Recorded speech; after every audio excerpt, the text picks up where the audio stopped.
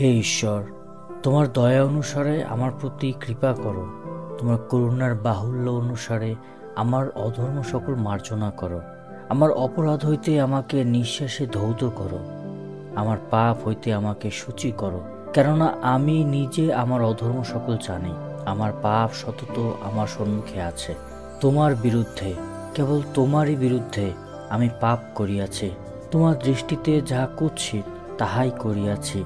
অতএব তুমি আপনার বাক্যে ধর্মময়, আপনার বিচারে নির্দোষ রহিয়াছ।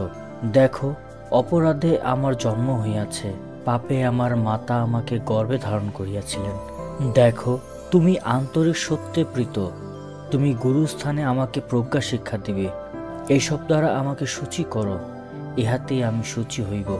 আমাকে ধৌত করো, তাহাতে আমি হিম অপেক্ষা শুক্ল হইব। আমাকে আমোদ ও আনন্দের বাক্য শোনাও। তোমার দ্বারা চূর্ণিত অস্থি সকল প্রফুল্ল হোক। আমার পাপসমূহের প্রতি মুখ আচ্ছাদন করো, আমার অপরাধ সকল মার্জনা করো। হে ঈশ্বর, আমাতে বিশুদ্ধ অন্তঃকরণ সৃষ্টি করো। আমার অন্তরের সুস্থির আত্মাকে নতুন করিয়া দাও। তোমার সম্মুখ হইতে আমাকে দূর করিও না। তোমার পবিত্র আত্মাকে আমা হইতে হরণ করিও না। তোমার পরিত্রাণের আনন্দ আমাকে পুনরায় দাও। ইচ্ছুক আত্মা দ্বারা আমাকে ধরিয়া রাখো। আমি অধর্মচারী দিগকে তোমার পথ শিক্ষা দিব। পাপীরা তোমার দিকে ফিরিয়া আসিবে। হে ঈশ্বর, হে আমার পরিত্রাণের ঈশ্বর, রক্তপাতের দোষ হইতে আমাকে উদ্ধার করো। আমার জিহ্বা তোমার ধর্মশীলতার বিষয়ে গান করিবে। হে ঈশ্বর, আমার ওষ্ঠাধর খুলিয়া দাও। আমার মুখ তোমার প্রশংসার প্রচার করিবে। কেননা তুমি বলিদানে প্রীত নহ, হইলে তাহা দিতাম। হোমে তোমার সন্তোষ নাই। ঈশ্বরের গ্রাহ্য বলি ভগ্ন আত্মা। হে ঈশ্বর, তুমি ভগ্ন ও চূর্ণ অন্তঃকরণ তুচ্ছ করিবে না। তুমি আপন অনুগ্রহের সিয়নের মঙ্গল করো। তুমি জেরুসালেমের প্রাচীর নির্মাণ করো।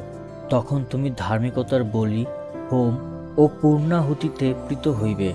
তখন লোকে তোমার বেদির উপরে বৃষদিগকে উৎসর্গ করিবে। বীর, তুমি কেন অনিষ্ট কার্যের শ্লাঘা করিতেছ? ঈশ্বরের দয়া নিত্যস্থায়ী। তোমার জিহ্বা দুষ্টতার কল্পনা করিতেছে। হে ছল সাধক, তাহা শানিত ক্ষুরের সদৃশ্য। তুমি সৎক্রিয়ার অপেক্ষা দুষ্ক্রিয়া এবং ধর্মবাক্য অপেক্ষা মিথ্যা কথা ভালোবাসো। হে ছলনার জিহ্বা, তুমি সমুদয় বিনাশক কথা ভালোবাসো। ঈশ্বরও তোমাকে চিরতরে বিনষ্ট করিবেন। তোমাকে ধরিয়া তাম্বু হইতে টানিয়া লইবেন। জীবিতদের দেশ হইতে তোমাকে উন্মূলন করিবেন। ধার্মিকেরা তাহা দেখিয়া ভীত হইবে, আর তাহার বিষয়ে উপহাস করিয়া বলিবে, দেখো, ওই ব্যক্তি ঈশ্বরকে আপন বল করিত না। সে আপনার ধন বাহুল্যে নির্ভর করিত। সে দুষ্টতায় আপনাকে বলবান করিত।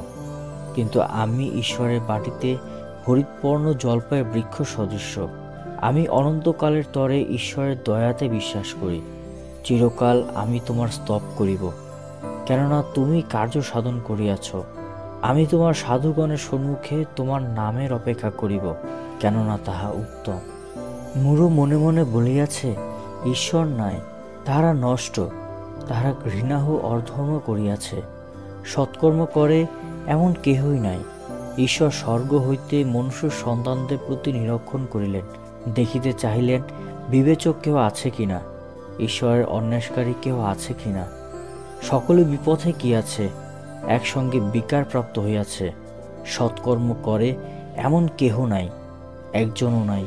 অধর্মচারীদের কি কিছুই জ্ঞান নাই? তারা খাদ্য গ্রাস করিবার ন্যায় আমার প্রজাগণকে গ্রাস করে, আর ঈশ্বরকে ডাকে না। ভয়শূন্য স্থানে তাহারা বড়ই ভয় পাইল।